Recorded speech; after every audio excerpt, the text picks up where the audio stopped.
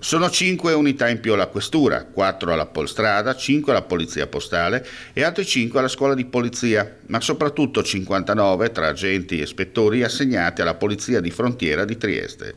Rafforzamento significativo che, sommato alle 44 unità aggiuntive a Gorizia e le 21 a Udine, porta complessivamente a 124 tra agenti e ispettori in più impegnati nella Polizia di Frontiera sul territorio regionale.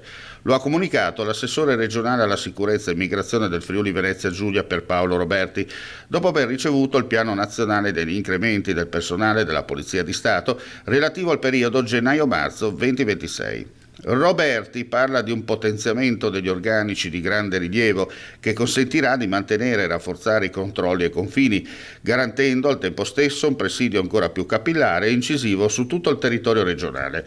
L'attenzione rivolta, in special modo alla Polizia di Frontiera, dimostra quanto sia strategico il ruolo nella sicurezza nazionale.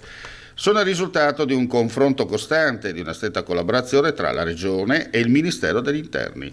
Confermata la bontà della scelta, sostenuta anche dalla Regione, di proseguire con la sospensione dell'accordo di Schengen, misura che ha continuato a produrre effetti positivi nel 2025.